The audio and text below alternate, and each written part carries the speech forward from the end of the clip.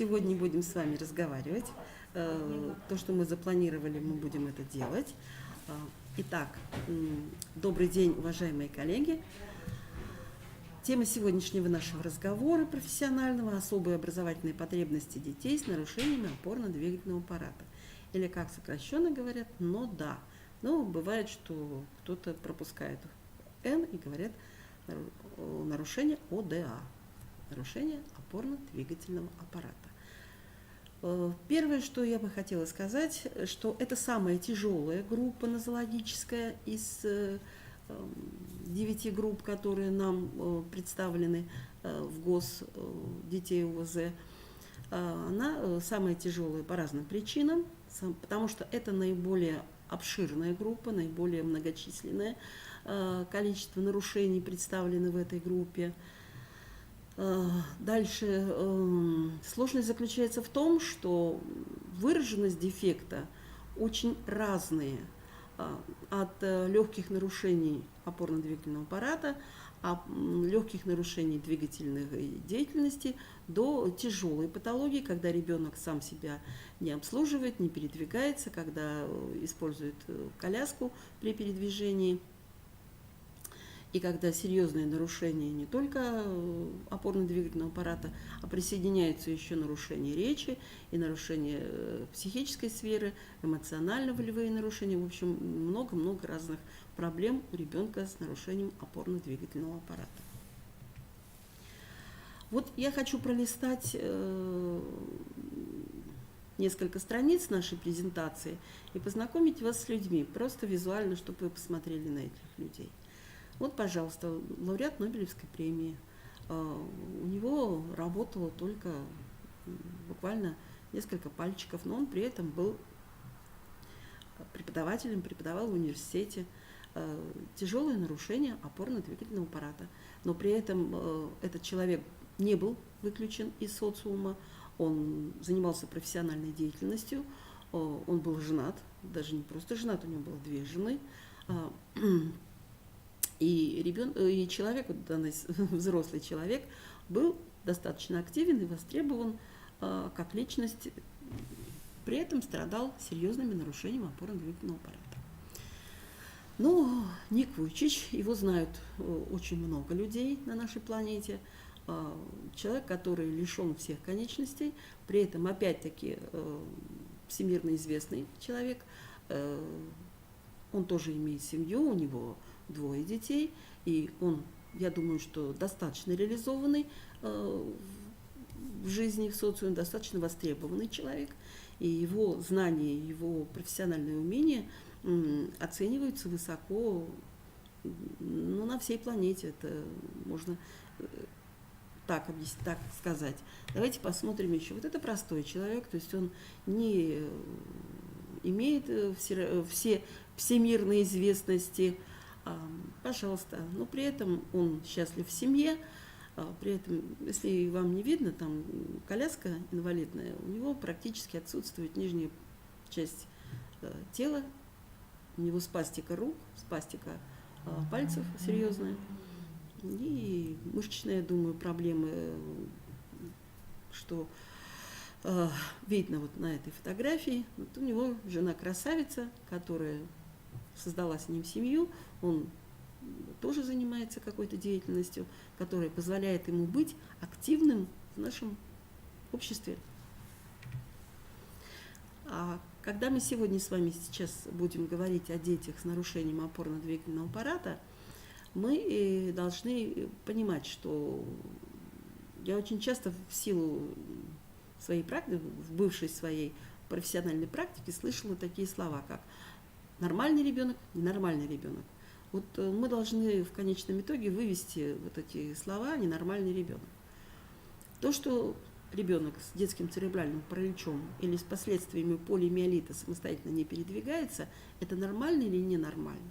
Это, конечно, горе, это беда для данного человека и для его близких и родных, но назвать его такими словами, которые я выше говорила, наверное, нельзя. Просто те проявления, которые мы наблюдаем у ребенка с нарушениями опорно-двигательного аппарата той или иной тяжести поражения, Но они вот такие. Наш невролог, который работал с нашими детками с нарушением опорно-двигательного аппарата, она говорила так. Дети с детским церебральным параличом и двигательными нарушениями, они ощущают окружающий мир, все ощущения от предметов, которые попадают к ним в руки, это ощущение как через резиновые перчатки.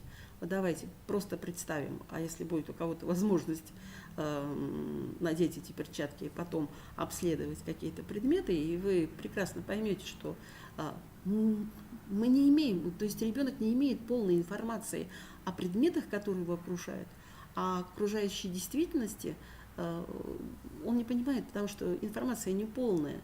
А раз информация о предмете и явлениях не полная, значит и не происходит формирование образов, значит у него задерживается речь. Опять, это с чем связано? С нормой или не нормой?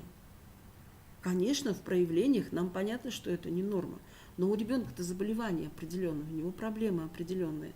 И по-другому вот в данной ситуации быть не может.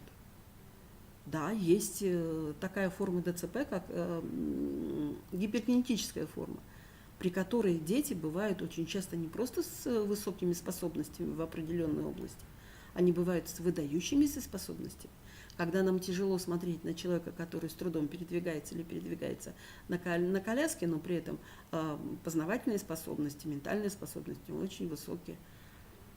И, как правило, у детей, у которых гиперкинетическая форма ДЦП, у них великолепные математические способности. Они замечательные электронщики. И у них, но при условии, что люди, которые вокруг этих детей, они вот как раз понимают, что такое особые образовательные потребности. И когда они создают условия вокруг ребенка и для ребенка в образовательном процессе, чтобы как раз вот эти вот особые образовательные потребности и реализовать. Ну и тема сегодняшнего нашего встречи как раз вот каким образом эти потребности, которые есть у ребенка с нарушением опорно-двигательного аппарата, мы можем реализовать, и не просто, наверное, не можем, а обязаны реализовывать для того, чтобы ребенок в будущем вошел в социум, он приобрел какие-то профессиональные навыки, а может быть даже приобрел профессию, да, и был социализованный, был счастливым человеком. И чтобы он мог самореализоваться, несмотря на то, что у него вот такие тяжелые нарушения здоровья. Ну и начнем мы с вами немножко с того, что определим, что же такое нарушение функции опорно-двигательного аппарата, насколько вот эта группа большая, широкая. Итак, самое большое количество детей с нарушением опорно-двигательного аппарата – это дети с детским церебральным параличом. Я уже говорила, что тяжесть выраженности этого дефекта очень широкая. Это незначительные нарушения, когда ребенок самостоятельно передвигается, когда он овладел навыками самообслуживания и, собственно говоря, он не нуждается в помощи окружающих людей. Он самостоятельно может выполнять все действия по самообслуживанию и может прекрасно осваивать образовательную программу. Это дети, могут сюда входить дети с задержкой психического развития. Дети с ДЦП, с детским церебральным параличом, от 40 до 50% страдают вторичным ЗПР, задержкой психического развития. В силу того, что ребенок моторно развивается позже, в силу того, что ему трудно передвигаться, особенно если мы говорим, что ребенок пользуется какими-то дополнительными ортопедическими средствами или ребенок передвигается на коляске, естественно, он не везде может попасть так, как это нормативно развивающийся ребенок может делать. Да? Тот может на дерево залезть и под дерево залезть, в общем, везде, и проявлять активную какую-то самостоятельность при обследовании окружающего мира. У ребенка, у которого ДЦП, он ограничен в этой деятельности. Дальше. Это дети с последствиями полиомиелита. Мы знаем, что это серьезное заболевание, и вот я думаю, вы слышали, что по границам России на протяжении последних 5-6 лет были вспышки полиомиелита. К сожалению, у нас такая практика сейчас есть, когда родители отказываются от этой прививки, и я считаю, что это недальновидно, и это не есть правильное родительское ответственное решение. Это вирус, который окружает нас, он передается воздушно-капельным путем. Мы его увидеть и каким-то образом защитить ребенка не всегда можем. А последствия очень тяжелые, если ребенок переболел полиомиелитом. К этой группе детей относятся дети с миопатией. Это очень серьезное заболевание, когда у ребенка нарушена деятельность мышечного корсета, мышцы атрофируются, это заболевание прогрессирует.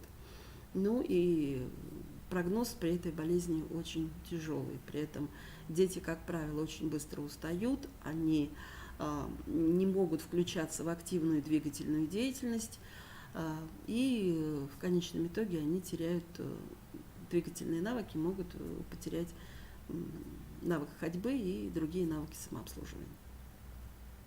Дети с врожденными и приобретенными недоразвитиями и деформациями опорно-двигательного аппарата. Ну, мы с вами знаем такую деформация стоп, да, косолапость у ребенка.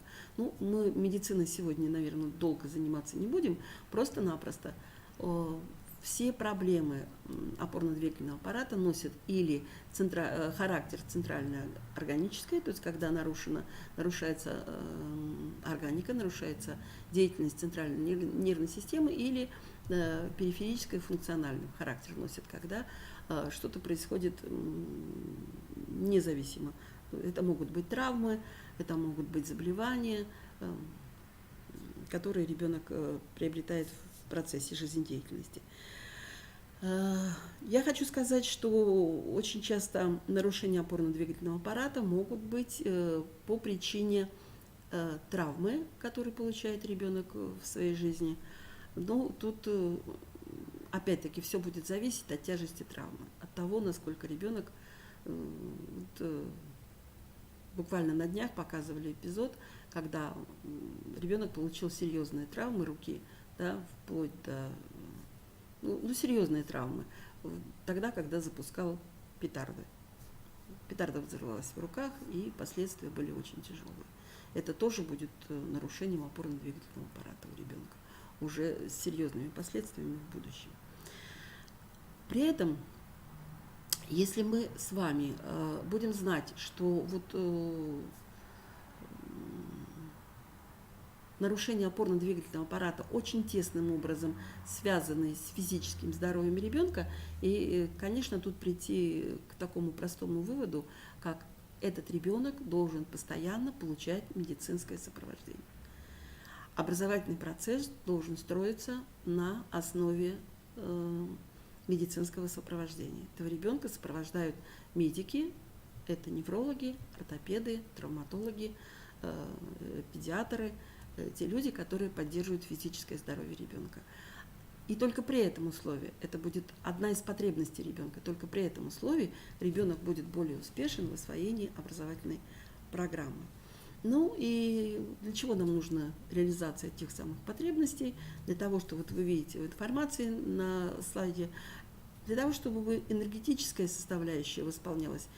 Когда ребенок будет активен, тогда у него будет работать организм в полном объеме, когда тело будет так или иначе поддерживаться, и тело будет включаться в активную деятельность ребенка, естественно, у ребенка будет увеличиться и умственная активность, и его работоспособность. Ну вот представьте, если у ребенка понижен или повышен тонус мышц. Если понижен тонус мышц, то этому ребенку очень сложно высидеть не то что несколько занятий, несколько уроков в школе, ему сложно высидеть одно даже занятие в дошкольном образовательном учреждении. Он уже через 7-10 минут начинает ложиться на стол, он начинает растекаться по парте, и тем самым он показывает, что он уже устал. А когда мы с вами не знаем особенностей таких детей, естественно, учитель будет предлагать ребенку сесть прямо, сесть красиво, сесть правильно и включаться в урок. А просто-напросто нужно помнить, что для этого ребенка даже несколько минут, когда он полежит на парте, когда он отдохнет, наберется сил, вот как раз восстановит эту энергетическую составляющую, и дальше он будет более работоспособным и будет включаться в образовательный процесс. А если мы будем все время заставлять его сидеть так, как нам кажется, что это правильно и это нормативно, то тем самым мы мало того, что мы ребенка выключим из образовательного процесса, мы не наносим ему и непоправимый ущерб его физическому здоровью. Мы немножко вернемся потом к этому. Так. На сегодняшний день по закону об образовании и в ГОС детей УВЗ у нас дети с нарушением здоровья, с проблемами здоровья могут получать образование 3 разных видов. То есть, как вот здесь написано, могут применяться 3 разных подхода к этим детям.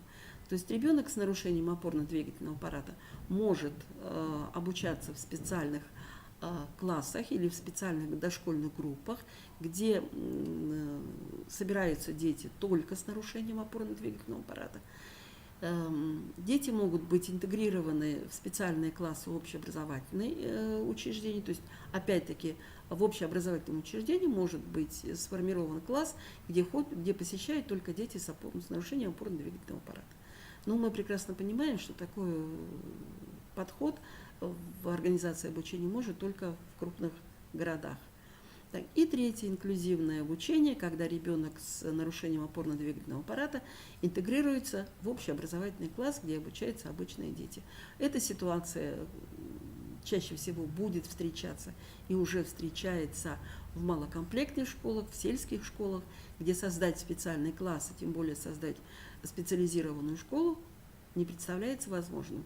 Тогда нужно определиться, какие условия нужно для этого ребенка. И первую потребность, которую реализует школа, образовательное учреждение и школа и детский сад, простите, я чуть все на школе торможу, и школа и детский сад, любое образовательное учреждение, нужно выяснить вот те самые образовательные потребности. И первая образовательная потребность, о которой мы сегодня говорим, это непрерывность образовательного процесса. Ребенок должен быть включен в образовательный процесс постоянно. Его нельзя включать фрагментарно, его нельзя включать на уровне только домашнего обучения. Он должен какую-то часть предметов, каким-то предметом обучаться в детском саду или в школе. Этот ребенок обязательно должен быть включен в систему доп. Образования. Так или иначе, он должен присутствовать не просто на индивидуальных занятиях, которые мы определили по учебному плану. Этот ребенок должен быть включен и во фронтальную работу. Он должен быть и на фронтальных занятиях, и на фронтальных уроках. Потому что он должен понимать, что он осваивает не только учебный материал, но он осваивает еще и какие-то правила поведения, правила взаимодействия, он осваивает какие-то коммуникативные нормы поведения, когда он включен вот в эти фронтальные виды работы. Посмотрите еще раз, как. Вот это, конечно, нужно делать только при условии, когда мы выяснили особенности здоровья данного ребенка. Поэтому самым главным принципом инклюзивного образования и специального образования это диагностическая форма, диагностический принцип. Вначале нужно обследовать этого ребенка, да, это обычно делается на ПМПК, где ребенка смотрят все специалисты, и они прописывают нам в заключении ПМПК все условия, которые должны быть созданы для этого ребенка. Поэтому как только к нам пришел ребенок с нарушением опорно-двигательного аппарата, принес нам заключение ПМПК, все люди, все сотрудники, все специалисты, которые работают с этим ребенком, должны изучить те рекомендации, которые прописаны в ПМПК. А там прописаны условия, там прописано, какие специалисты психолого-педагогического сопровождения работают с этим ребенком. И там обязательно прописаны те врачи, которые должны ребенка наблюдать и лечить в процессе его присутствия в образовательном учреждении. И это прописано. Другое дело, нам надо научиться взаимодействовать с родителями, чтобы семья выполняла тоже так же. Если рекомендации являются обязательными для образовательного учреждения, то нужно мотивировать родителей обязательно, чтобы они выполняли все рекомендации. Они для них не обязательны к исполнению, но каким-то образом нужно договариваться, что только при поддерживающем лечении, при поддерживающей системе реабилитации этот ребенок будет участвовать в образовательном процессе постоянно. А мы с вами уже определили, непрерывность образовательного процесса для этого ребенка является ведущей образовательной потребностью. Нельзя делать для этого ребенка какие-то перерывы, то есть походил 10 занятий, отдыхает, потом не ходит. Проблема в том, что особенности высших психических функций ребенка таковы, что он очень быстро забывает тот материал, который он получает. Поэтому все время нужно восполнять этот процесс, все время нужно поддерживать этот процесс. Вторая образовательная потребность этих детей – это введение специальных образовательных разделов. Прошу прощения. Наряду с той образовательной программой, которая у нас есть в образовательных учреждениях, обязательно для деток с нарушением опорно-двигательного аппарата необходимо вводить специальный коррекционный курс. Туда должны быть, опять-таки, в обязательном порядке входить занятия логаритмика, ритмика, коррекционная ритмика,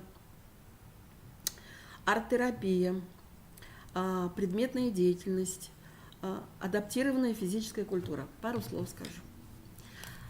Я вам предлагаю такое методическое пособие Людмилы Васильевны Шапкова «Средства адаптивной физической культуры». Когда вы откроете программу для детей с нарушениями опорно-двигательного аппарата, вы увидите, что адаптивная физкультура, а в скобочках написано лечебная физкультура. Так вот, адаптивная физкультура должна обязательно входить в учебный план для детей с нарушением опорно-двигательного аппарата. Очень часто учителя физической культуры боятся деток брать на физкультуру с такими нарушениями. Ну, очень просто нужно познакомиться с требованиями адаптивной физкультуры. И, естественно, желательно бы, чтобы эти учителя физкультуры прошли бы какое-то специальное обучение по адаптивной физкультуре. Но если таких возможностей пока нет, а в будущем надо обязательно реализовать эту обязанность школы и обучить учителей физкультуры, ну просто без обучения можно же понять, что не надо включать этого ребенка в какие-то соревнования по бегу, по прыжкам. Он, безусловно, с этим не справится. Но этот ребенок может сидеть, совершенно точно этот ребенок может играть мячом, совершенно точно можно давать ему гимнастическую палку, с которой он работает. А если этому ребенку повезло и у него есть ассистент, то просто давать задание, что этому ассистенту нужно делать на физкультуре. Но ребенок должен присутствовать в физкультурном зале. Он должен присутствовать и видеть, как идут занятия.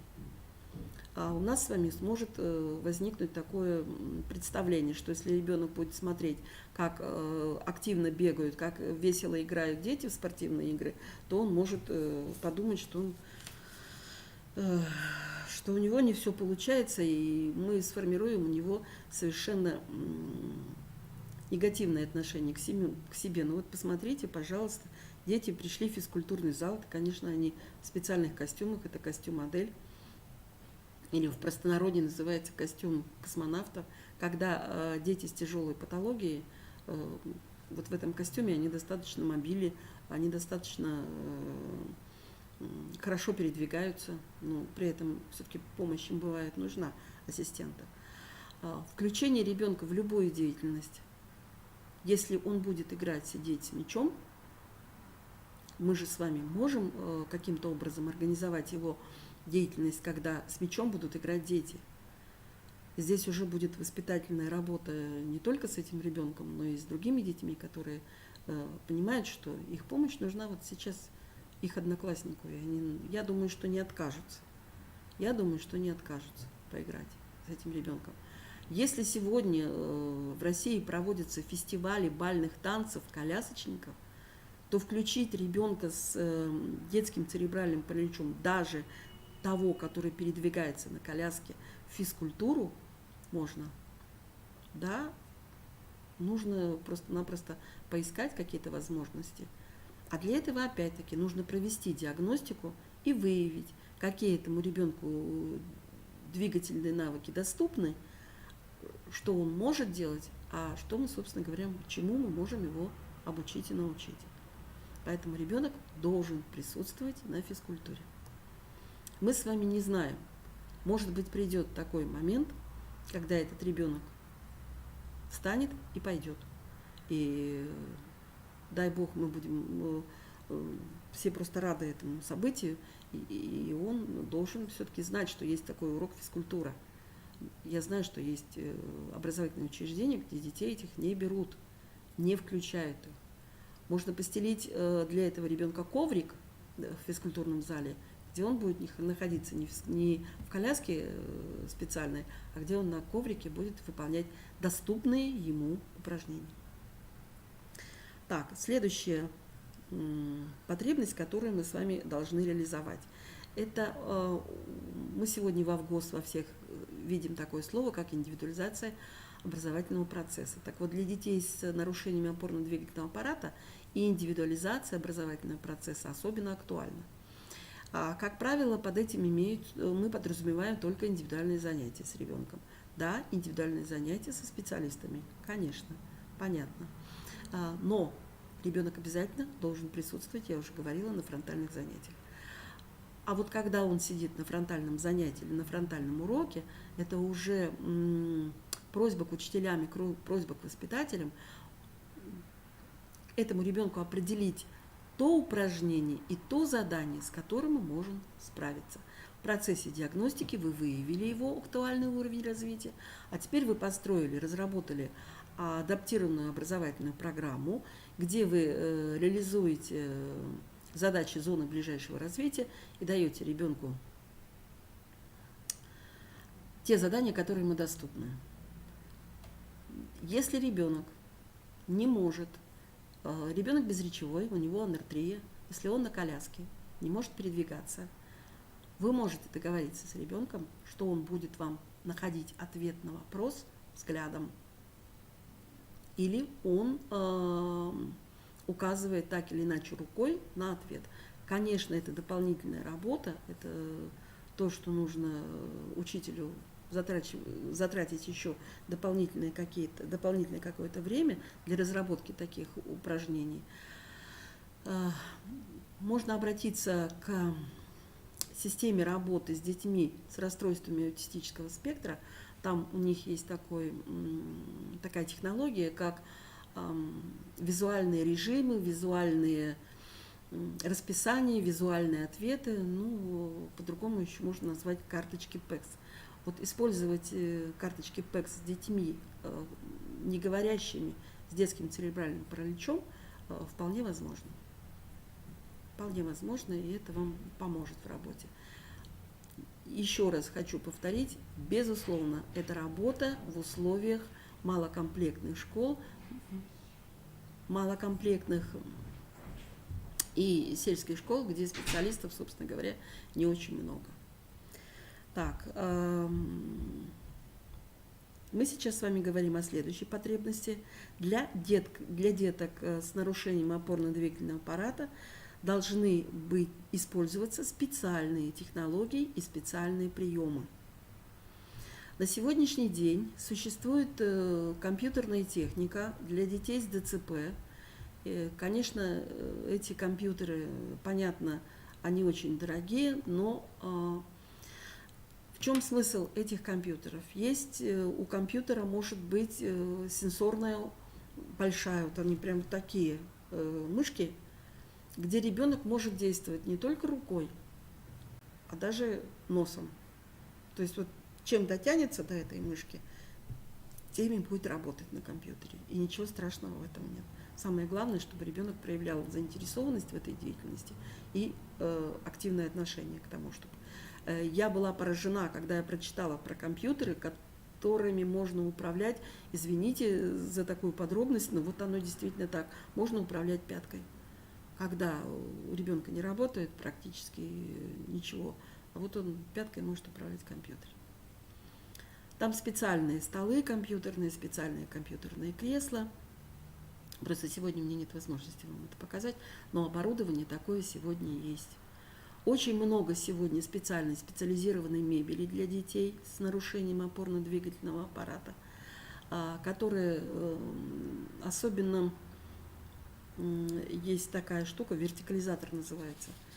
Когда ребенок с ДЦП или с тяжелыми нарушениями опорно-двигательного аппарата, когда ребенка помещают в этот вертикализатор, и он находится на занятии в этом вертикализаторе, и я сама видела реально успешность, активность ребенка, там происходит смысл в том, что освобождается позвоночник, то есть нагрузки на позвоночник такой нет. Ребенок находится в таком положении, начинают вначале с совершенно горизонтального положения, постепенно меняют положение ребенка, вертикализатор может подниматься. На этом вертикализаторе ребенок может передвигаться в любое место, они достаточно мобильные, вертикализаторы. На вертикализаторе есть стол, за которым ребенок может работать, где он может рассматривать книги, он даже рисовать-то может. Вот такая вещь очень помогает в организации обучения этих деток. Я знаю, что сегодня вертикализаторы применяются, выдаются детям с ДЦП и на дом. И вот дети с детским церебральным параличом, у них очень сложно формируется вот эта вертикализация. То есть ребенок боится находиться в вертикальном положении. Он чаще всего сидит, он чаще всего лежит, и поэтому, а вот посредством этого вертикализатора у него вот эти страхи снимают и приучают его быть вот в таком вертикальном положении. И это помогает ребенку. Ну вот тут вы видите на фотографии тот самый костюм космонавта, про который я вам говорила. Это особые кресла мобильные. Мы сегодня знаем, что есть кресла, которые можно управлять опять-таки одним пальчиком. Это мобильные кресла, в которых ребенок бывает более самостоятельный и может обходиться без помощи и тьютера, и ассистента. Так, что мы еще говорим? Специальные методики, специальные приемы. Я уже сказала, что сегодня возможность включать в активное обучение ребенка с ДЦП и с нарушением опорно-двигательного аппарата, я вам говорила, такое заболевание, как миопатия, да? Когда ребенок не может долго находиться в вертикальном положении, когда мышцы ребенка не держат, и он быстро устает. Так вот, есть такие приспособления, я уже сказала, и вертикализаторы, и специальные кресла, в которых ребенок этот будет активен.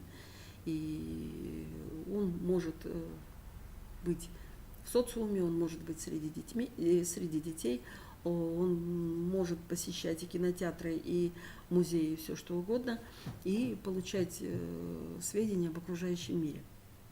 Что такое специальные методики еще? Методики приема. Это сенсорная интеграция, методика сенсорной интеграции. Это очень интересные спортивные залы, которые оборудованы различными раскачивающимися предметами,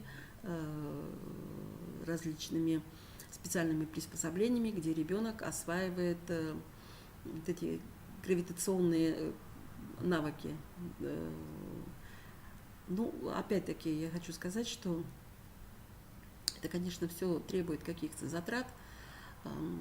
На сегодня государство дает такую возможность, если кто-то хочет получить информацию, выходит на проект «Доброшкола».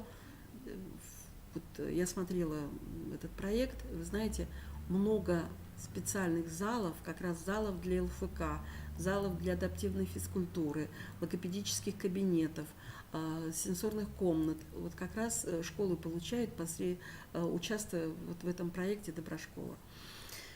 Так, есть замечательная технология, называется технология замещенного онтогенеза. Безусловно, этой методикой должны заниматься только специалисты, которые прошли специальное обучение, потому что это нейропсихология, это серьезная работа с ребенком. Результаты детей, которые работают по этим технологиям, к сожалению, я не знаю, у нас, по-моему, в Республике Коми нет пока ни одного специалиста, который бы занимался, сертифицированного специалиста, тот, который получил прошел обучение и получил сертификат на право заниматься этой деятельностью. Если вдруг вы захотите, обязательно вот эти условия должны быть выполнены тем специалистом, который вам обещает замещающий эндогенез. Суть этой технологии в том, что специальные упражнения, специальные задания, специальные игры развивают, увеличивают пластичность головного мозга. А мы с вами говорили, что очень часто у детей с нарушением опорно-двигательного характера нарушение носит центральный характер, да, что связано с нарушением работы головного мозга. Так вот, замещающий эндогенез, он как раз и направлен на то, чтобы увеличить или улучшить пластичность работы головного мозга и, естественно, состояние самого ребенка. Так, следующая образовательная потребность, которая есть, это транспортные особые условия и временные особые условия. Ну, если к нам поступил ребенок с тяжелыми нарушениями опорно-двигательного аппарата, если есть такая возможность, то этот ребенок должен обучаться в классе, который, естественно, находится где-то на нижних этажах. Я была в одном образовательном учреждении, это не Сыктывкар, это другой город. У них были созданы специальные санитарные комнаты, оборудованы специальные санитарные комнаты для детей и для взрослых с инвалидностью. Но была одна проблема, это санитарные комнаты были на 2-м этаже. То есть нужно было решить вопрос, а как нам подняться на 2-й этаж? Да? Так вот, опять-таки, сегодня есть и такие небольшие лифты, которые можно монтировать, но это все опять затраты финансовые, большие финансовые затраты. Так, для ребенка с нарушением опорно-двигательного аппарата, если мы говорим о детях с тяжелыми нарушениями аппарата, нужно разрабатывать свой режим обучения. И так же, как для детей с РАС, это могут быть задания, это может быть присутствие на занятии или на уроке от нескольких минут, ну и до нормативного продолжения. Но начинать иногда надо с нескольких минут, когда ребенок занимается. Если мы видим, что ребенок устал, то занятие надо прекращать. Так, нужно посмотреть. Я понимаю, что в школе это сложно, разработать какой-то специальный режим или расписание занятий, то в детском саду это вполне возможно. Нужно посмотреть, когда ребенок наиболее активен, в какую половину. Есть дети, которые наиболее активны во 2-ю половину дня после того, как прошел дневной сон. Вот и из наблюдений нужно решить. И решить эту проблему вместе с родителями, когда ребенок будет посещать образовательные учреждения, какие уроки или какие занятия ставить в начале его присутствия в школе и в детском саду, какие это, может быть, нужно заменить. Или понятно, что он должен реализовывать программу, но к этому вопросу нужно подойти очень серьезно. Так, нам с вами нужно помнить о том, что вот для детей с расстройствами аутистического спектра создается специальная образовательная среда. Класс делится на 3 зоны. Это учебная зона, зона отдыха и зона игры. Я думаю, что для детей с нарушением опорно-двигательного аппарата такое зонирование тоже имеет место быть. Для деток с РАС это в обязательном порядке. Если есть возможность в школе или есть возможность в дошкольном образовательном учреждении создать ресурсный класс, то попробуйте. Ресурсный класс – это специально выделенное место, куда приходит ребенок с ограниченными возможностями здоровья, ну, самое простое, просто по-простому, он находился на уроке. Учитель или тьютер, если этому ребенку повезло и у него есть тьютер, или ассистент видит, что ребенок устал, они могут выйти, чтобы он не прерывал процесс образовательный, чтобы он никому не мешал, чтобы мы с вами не вызвали ребенка на аффект или на истерику. Этот ребенок вместе с ассистентом или тьютором уходит в этот ресурсный класс. В этом ресурсном классе все оборудовано так, чтобы ребенок мог отдохнуть, мог поиграть, мог отвлечься. И как только взрослые видят, что может ребенок вернуться в класс обратно, они возвращаются с этим ребенком в образовательный, ну, в класс или в группу и продолжают его обучение на уроке. Такие классы, я думаю, для детей с тяжелой патологией ортопедической тоже можно организовать, это тоже, наверное, будет оправдано. Можно обойтись и без ресурсного класса, если есть зона отдельного отдыха, ребенок может во время урока уйти в эту зону отдыха и там побыть. Если вопрос может ко мне возникнуть такой, что нам делать с остальными детьми? Остальные дети тоже захотят пойти и в ресурсный класс, и в зону отдыха. Я вас уверяю, что дети, как правило, очень быстро привыкают. А если мы провели правильно работу и с детьми, и с родителями этого класса, то никаких трудностей в этом направлении вы не встретите. Вы не встретите. Потому что дети у нас понимают, что это особый ребенок, а раз это особый ребенок, то он имеет право на какие-то, я не скажу послабления, но на какие-то особые условия. И очень часто мы с вами в заключениях по МПК вот эти условия видим, там написано сокращение учебного времени, да, включение дополнительного времени отдыха. Это все бывает прописано в заключениях. И если у вас это прописано в заключении, то вы не просто имеете право это делать, вы обязаны выполнять эти условия по МПК. Так, ну и последние, наверное, потребности, с которыми мы встречаемся, это безбарьерная среда, это щадящий режим. Ну, про щадящий режим я уже говорила, безбарьерная среда – это когда отсутствуют пороги. Желательно, чтобы там, где находится ребенок, мы сейчас говорим про колясочника, и ребенок даже самостоятельно передвигающийся, чтобы пол был ровный. Обычно рекомендуют убирать линолеум, или в коридоре это должна быть плитка, потому что если будут возить его по линолеуму, я вам хочу сказать, вам придется его очень часто менять. Когда мы вышли на работу с детьми с опорниками, то коридоры мы все сделали покрытой плиткой, потому что у нас буквально за год линолеума не стало. Дети передвигались на колясках, дети передвигались на вертикализаторах, и нужно было каким-то образом решать эту проблему. Вот. Ну, безбарьерная среда у нас была создана в группе, там, где были дети с тяжелыми множественными нарушениями. Там не было практически порогов вообще, потому что там детей передвигали на специальной мебели, там все на колесиках.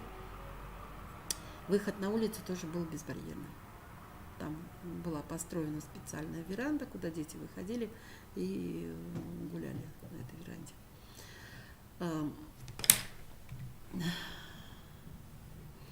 Вот я очень всегда доверяю тому, что говорит Лев Семенович Выгодский. Он говорит, что нужно не создавать особые условия, прям окружать ребенка какими-то специальными, сильно особыми условиями, а нужно ребенка ориентироваться на всестороннее развитие его. Нам пока, наверное, очень трудно это представить, что это можно сделать, да?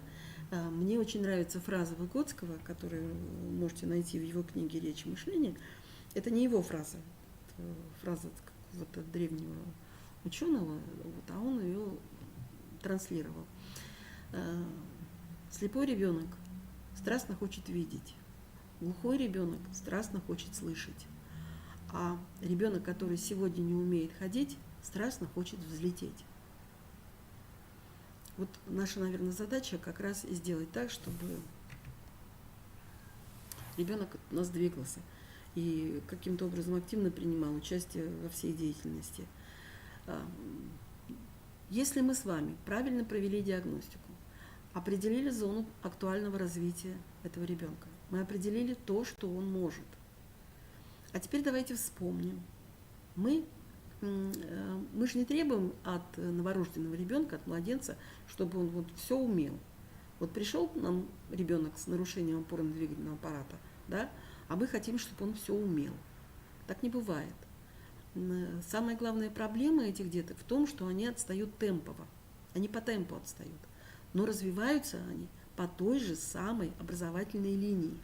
Они осваивают все навыки, все умения точно так же, как нормативно развивающийся ребенок. Развитие, обучение идет по тому же самому плану. Если мы примем эту позицию и будем о ней помнить, значит, нам будет достаточно легко работать с этими детьми. Если мы в процессе диагностики определили, что у ребенка есть захват, и он может удерживать ручку, да, так вот мы с этого момента и начнем. Мы просто будем его дальше учить брать в руки разные предметы. А если мы будем еще пользоваться утяжелителями на руки и на ноги, то это нам поможет в нашей деятельности. Сейчас я хотела еще разобрать с вами проблему. Вот ребенок с ограниченными возможностями, ребенок с инвалидностью. Немножко уйду от детей с нарушением опорно-двигательного аппарата, потому что очень часто бывает, что люди путают эти понятия и что откуда берется. Вот сейчас немножко, буквально несколько минут об этом поговорим. Итак, образовательный процесс для ребенка с нарушением опорно-двигательного аппарата, он строится на законодательной базе закона об образовании в Российской Федерации. Обучение мы с вами ведем именно по этому документу. Это у нас ведущий документ, и там написано бездискриминационное обучение, независимо от состояния здоровья и так далее и тому подобное. А вот деятельность наша с ребенком-инвалидом строится на основании закона о социальной защите инвалидов Российской Федерации. Два разных закона, и, естественно, если к нам приходит ребенок с нарушением опорно-двигательного аппарата, это у него прописано в его документах, и у него есть статус ребенок-инвалид, мы должны познакомиться с этими двумя законами, посмотреть, что там касается этого ребенка. Давайте разберемся с определением. Итак, ребенок с ограниченными возможностями – это физическое лицо, имеющее недостатки в физическом, психическом развитии, подтвержденное заключением ПМПК. Буквально на днях у нас со специалистами был такой разговор. И там было сказано, там специалист говорил, если я вижу, что у этого ребенка нарушения какие-то двигательные, нарушения опорно-двигательного аппарата, он для меня ребенок с ограниченными возможностями здоровья. Простите, пожалуйста, если у этого ребенка нет заключения ПМПК, этот ребенок статус ребенок с ограниченными возможностями не имеет. Как бы сейчас я грубо и сердито это не сказала. Только при заключении. Потому что мы с вами не знаем, какие у этого ребенка, какие ему нужны особые условия. А вот в заключении эти особые условия. Мы с вами можем так построить работу с этим ребенком, что нанесем ему серьезный ущерб и ему, и его физическому здоровью, и психическому здоровью. Поэтому нам очень нужно, чтобы у нас было вот то самое заключение ПМПК, в котором прописаны условия обучения этого ребенка. Ну и статус ребенок-инвалид дается устанавливается бюро МС, и дается определенный документ, где написано, что у ребенка есть такой статус. Я хочу сказать, что очень часто к нам приходят дети, даже с тяжелой патологией двигательной, у которых может быть статус ОВЗ, но может не быть статуса ребенок-инвалид. Это решение семьи. Это решение принимает только семья. Может к нам прийти ребенок, у которого два статуса, и статус ребенок с ОВЗ и ребенок-инвалид. Значит, мы будем действовать в соответствии с законами и законом об образовании, и законом о социальной защите инвалидов Российской Федерации. Ну, статус, тут уже вы видите, что кто дает статус. Статус ребенок с ОВЗ дает ПМПК, да? А статус ребенок-инвалид бюро МСЭ. Что устанавливает ПМПК? ПМПК устанавливает особые специальные условия для образования этого ребенка. И они обязательны к исполнению образовательным учреждениям. Для родителей это носит рекомендательный характер.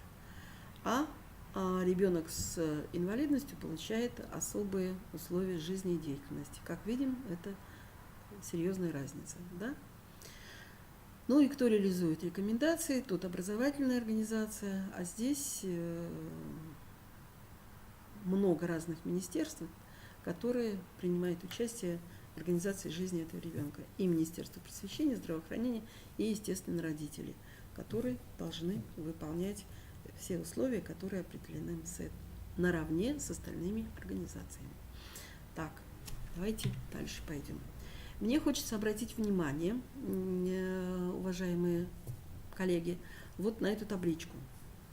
Эта табличка должна, по сути дела, быть во всех образовательных учреждениях. Варианты, виды и варианты адаптированных образовательных программ по ОВЗ для начальной общей школы. Да? Виды и варианты. Здесь нет вида для умственно отсталых. Мы видим, что 8 вариантов адаптированных образовательных программ. И под 6 номером мы видим адаптированная образовательная программа для детей с нарушениями или для обучающихся с нарушениями опорно-двигательного аппарата. Мы видим, что по этой программе есть 4 варианта. 6.1, 6.2, 6.3, 6.4. Не во всех видах есть 4 варианта. Я хочу показать вам ту самую примерную адаптированную образовательную программу. Если у вас пришел ребенок с нарушением опорно-двигательного аппарата, по сути дела, вот эта программа, вот эта книжечка должна появиться у вас моментально в образовательном учреждении. Это образовательная программа. Причем это 4 вида. Здесь и первый вид, 6.1, и второй, и третий, и четвертый. Я просто хочу показать. Программа 6.1, вот она. Смотрите, несколько листочков. Но если вы эту программу приобретете и начнете по ней работать, это, по сути дела, ну вот все здесь указано и прописано, как вы должны строить образовательный процесс. Программа только для начальной школы. Но этими рекомендациями ОВЗ для дошкольников, то есть в ГОС ОВЗ для дошкольников нет, и, очевидно, не будет. И в ГОС ОВЗ для общей школы, для средней школы, я думаю, тоже не будет. Не знаю, будет или нет, но вот на этих уровнях образования нам рекомендуют пользоваться этой программой.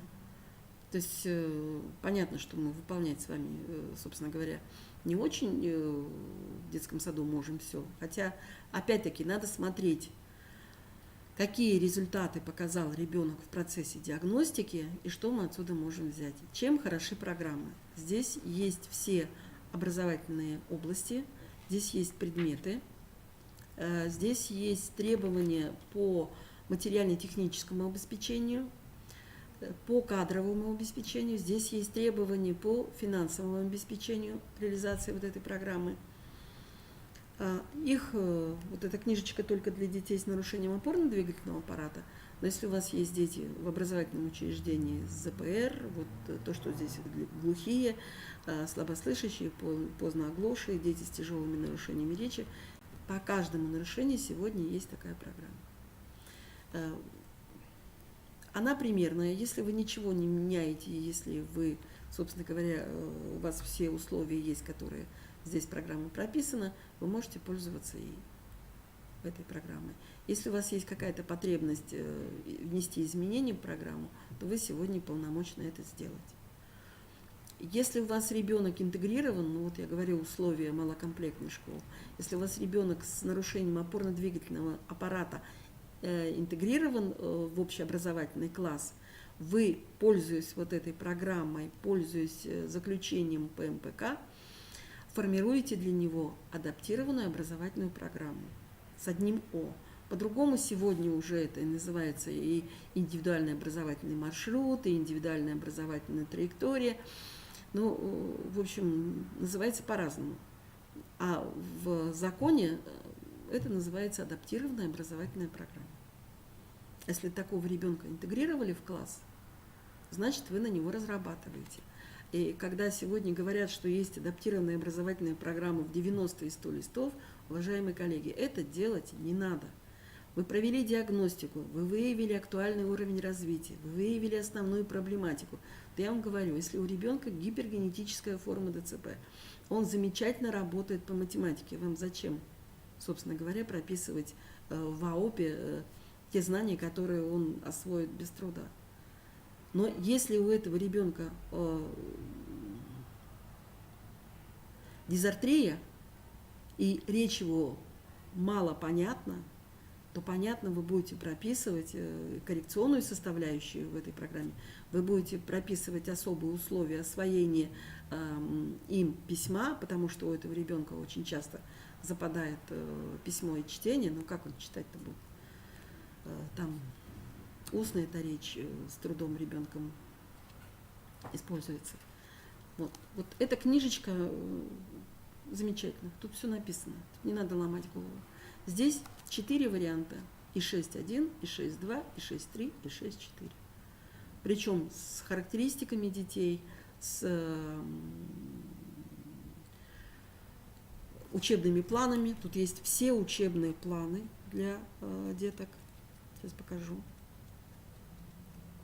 Ну, пожалуйста.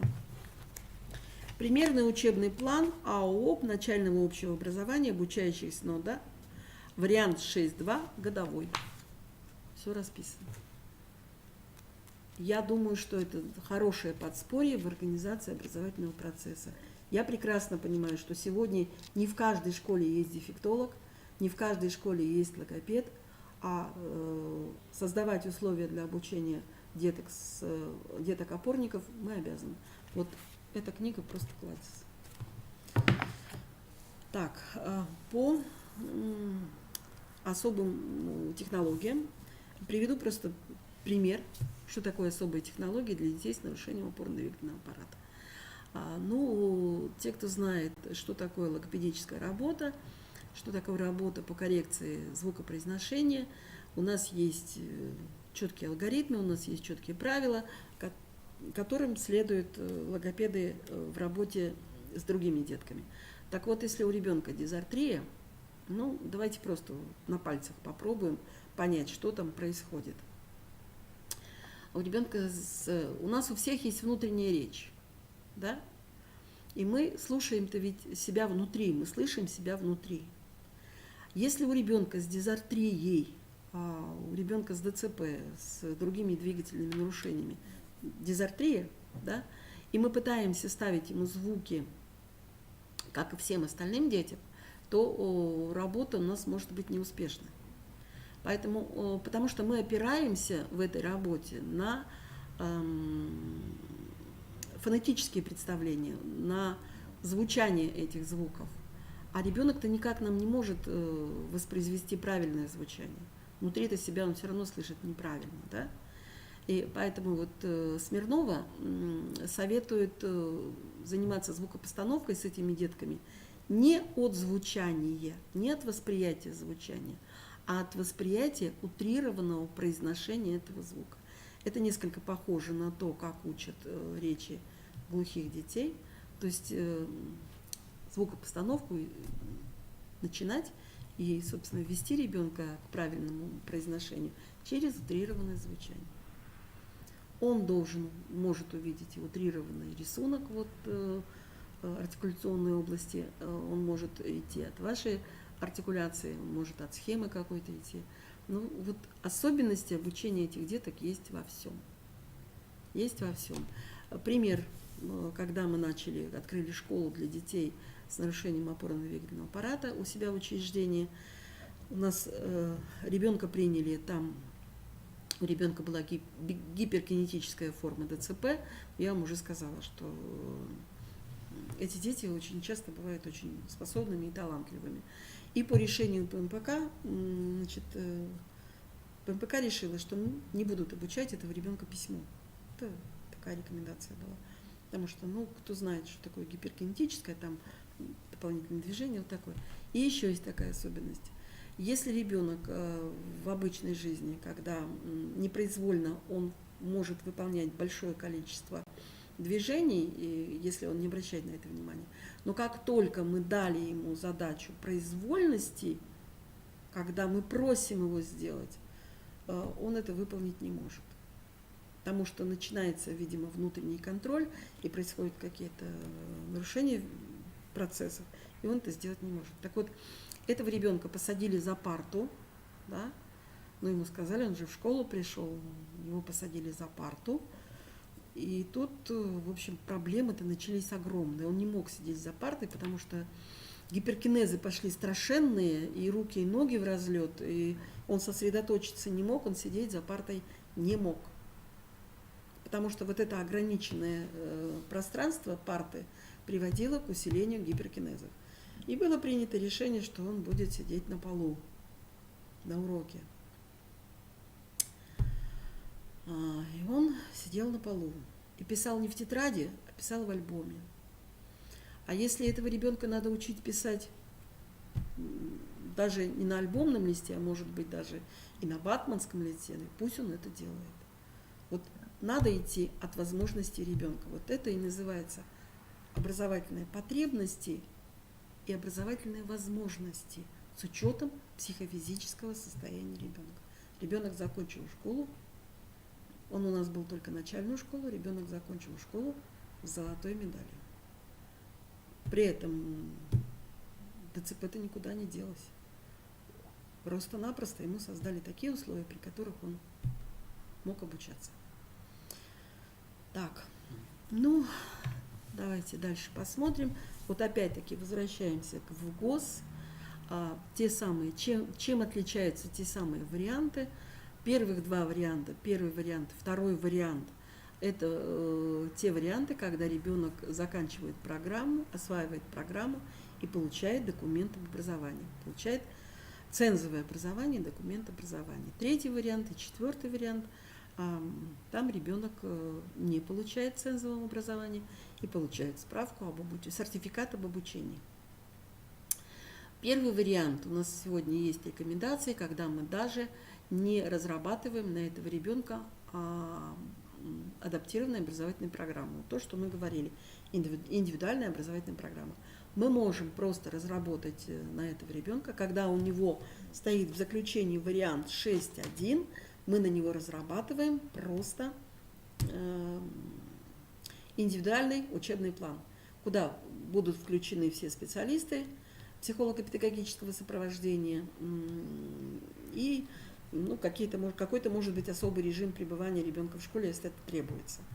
По второму варианту здесь уже разрабатывается адаптированная образовательная программа. И самое главное назначение этой программы, чтобы приблизить ребенка к общеобразовательной программе. По сути дела, если у него, вы там видите, что сроки обучения пролонгированы, этот ребенок с нарушением опорно-двигательного аппарата полное право имеет обучаться 5 лет в начальной школе. Первый подготовительный или дополнительный класс, а потом начальная школа 4 класса.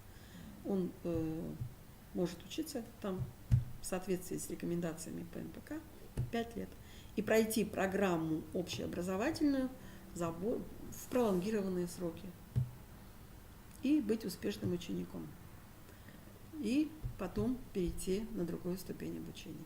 А варианты 3 и варианты 4, особенно вариант 4, там разрабатывается на ребенка специальная индивидуальная программа развития или по-другому СИПР. Это, как правило, дети с тяжелыми множественными нарушениями.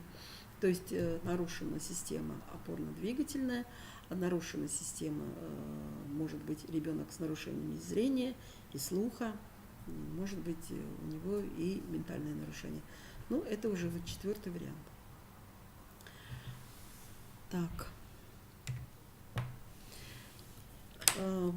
Потребность, образовательной потребностью для детей с нарушениями опорно-двигательного аппарата может быть включение в учебный план предметно-практической деятельности, когда мы обучаем ребенка определенным действиям. Ну, цели и задачи, я думаю, вы сейчас вместе со мной увидите, прочитаете. Естественно, здесь развитие какое-то дополнительное тех навыков, которые ребенку не даны по природе, и мы их и коррегируем, и развиваем. Так, мне особенно хочется обратить ваше внимание на содержание обучения, которое мы включаем в обучение этих детей с нарушением опорно-двигательного. Восприятие предметов. Ну, смотреть-то на предмет ребенок может, фиксировать-то взгляд может, наблюдать за действием, за передвижением этого предмета может, естественно, может. Мы можем таким образом побудить ребенка обследовать предмет. Давайте вспомним малыша, вот новорожденного. Он же тоже сразу не тянется за игрушкой. Он тоже вначале наблюдает за этим, да? Вначале он нам показывает реакцию на движущийся предмет. Он показывает нам реакцию на звук, на громкий звук, на тихий звук, на движение звука, на перемещение звука. Вот если к нам пришел ребенок, скажем, 3-4 уровня, то мы вполне можем это все включать в образовательную программу. Я вам уже сказала, что тот предмет, который обследует ребенок с нарушением опорно-двигательного аппарата, он воспринимается им, он ощущается им, воспринимается им так, как будто бы на нем надеты резиновые перчатки. Следовательно, когда мы организуем обучение этого ребенка, вот это должно быть очень большой по объему работы, дифференциация разных предметов, узнавание на ощупь, описание этих предметов, учить сравнивать, находить отличия и, и похожие какие-то свойства этих предметов. Понимать, иногда нам надо научить ребенка понимать, что это, картинка, не картинка. Я понимаю, что сегодня очень сложно, когда у людей в руках гаджеты, да, и когда восприятие окружающего мира начинается плоскостным, что очень плохо и для развития ребенка, и для его познавательной деятельности, то вот деткам мы должны научить их переносить объемное изображение, объемное состояние на плоскостное изображение. Это очень серьезный пласт работы. Очень долго приходится над этим работать. Так. А в содержание работы по предметным, должно входить, посмотрите, с чего начинаем игра с водой. Просто удерживаем руки в воде. Просто учим пересыпать.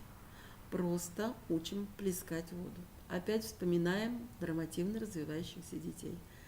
Ведь оторвать маленького ребенка от крана с водой бывает очень сложно.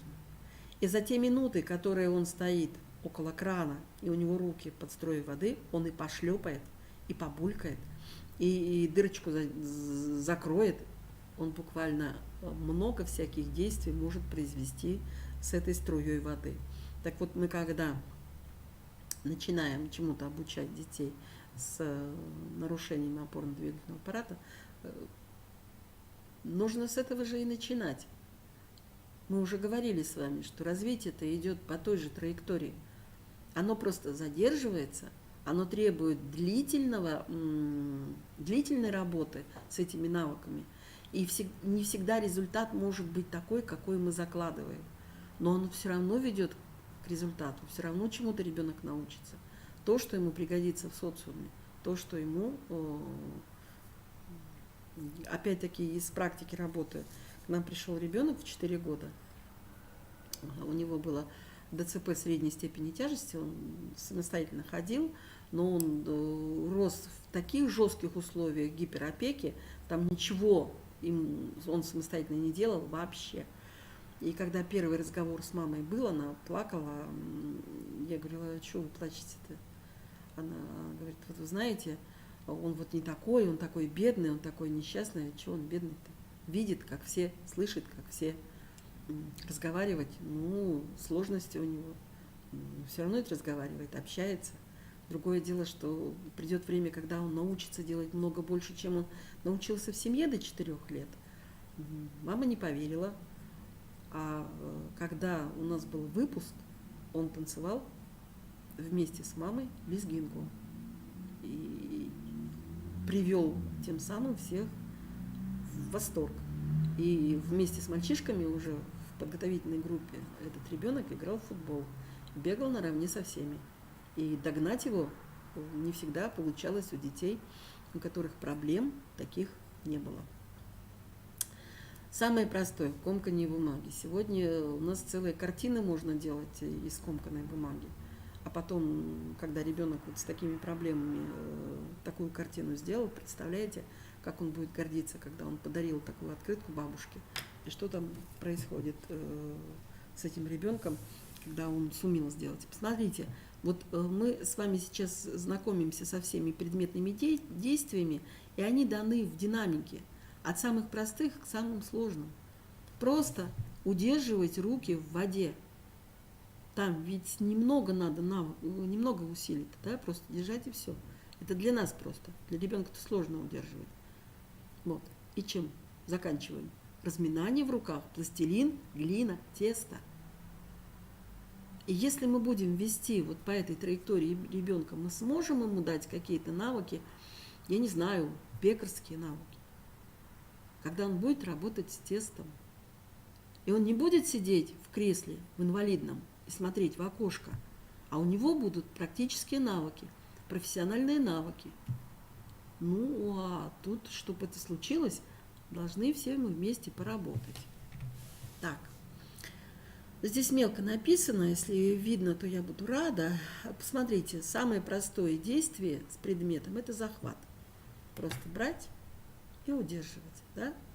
А чем мы потом заканчиваем? Разглаживание салфетки, ну и других предметов. Расстилание салфетки, скатерти. Переливание, пересыпание одной емкости или жидкости в другую. Опять-таки, вот она динамика. Нужно пройти все эти действия, обучить этим действиям, если ребенок у нас вообще ничего не умеет. Опять-таки привести его к каким-то определенным практическим действиям, которые нужны будут ему в социуме, в жизни.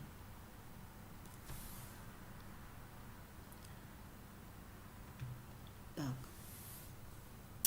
Теперь мы обязательно учим выполнять какие-то действия в определенном порядке. Пожалуйста. Вспоминаем малыша, который у нас только-только начал ползать. Что он делает? Он открывает все шкафы, он открывает все коробки, открывает, не закрывает пока, потому что это первый этап. Достает все, что можно достать, все, что можно перемешать, он это делает.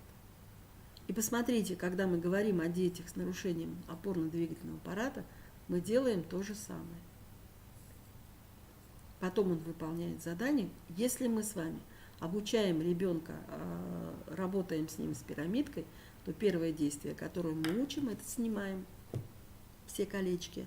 А хорошо снять и бросить как можно дальше. А уже потом собираем. А потом выполняем разные другие действия, которые надо.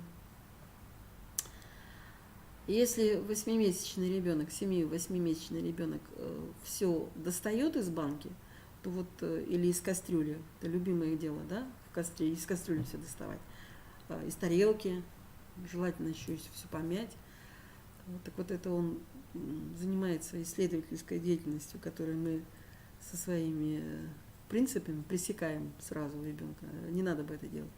А вот уже в 9 и 12 месяцев ребенок начинает все складывать в коробки, все куда-то чего-то засовывать. Вплоть до того, что может засунуть бусинку себе в нос. Ему интересно все куда-то сложить. И вот нашего ребенка мы тоже обучаем этому же. Так, опять говорю, обратите внимание, Все действия представлены в динамике, от простого к сложному. Ну и функции. Все, чему научили раньше, вот, пожалуйста. Работа со столовыми приборами, что разложить ложки может? Может. Самые простые действия с продуктами может. Хлеб сложить в хлебницу, сахар сложить в сахарницу. Может. Ну и, пожалуйста, функционирует уже, заканчивая тем, что он работает с другими. Общается с другими, работает с другими. Хочу обратить ваше внимание еще раз на слова Льва Семеновича Выгодского о детях с ограниченными возможностями. Он считал, что когда мы изолируем детей от детей нормативно развивающихся, мы приносим значительный вред этому ребенку. Это вопрос спорный, потому что я в коррекции отработала 37 лет, да. Вы знаете, не все дети могут быть интегрированы. Есть, к большому сожалению, с огромной жалостью к этим детям, я могу сказать, есть дети, которые могут осваивать образовательные программы в условиях специализированных учреждений. И не всех надо интегрировать. Для каждого ребенка есть сегодня свой тип организации обучения. И мы с этого с вами начинали. Где-то нужны специализированные учреждения, где-то нужны учреждения инклюзивные или в условиях интеграции ребенка в общеобразовательные классы. Так вот, я думаю, что вы уже прочитали слова Выгодского глубоко. Антипедагогично правило, сообразно которому мы в целях удобства подбираем однородные коллективы умственно отсталых детей. Делая это, мы идем не только против естественной тенденции в развитии этих детей, но, что гораздо более важно, мы лишаем умственно отсталого ребенка коллективного сотрудничества и общения с другими, стоящими выше него детьми, усугубляем и не обличаем ближайшую причину, обусловленную недоразвитием его высших функций. Выгодский считал так. Спасибо большое за участие. У нас сегодня нет, к сожалению, обратной связи вообще, но это реалии сегодняшнего дня. Я благодарю всех, кто участвовал в нашей встрече. Если у вас есть вопросы, попробуйте вопросы свои. Возможно, наша техническая служба эти вопросы мне передаст. К сожалению, обратной связи нет. Я благодарю еще раз всех, кто участвовал в нашей встрече. И если мы были полезны вам, мы очень рады. Всего доброго. До свидания.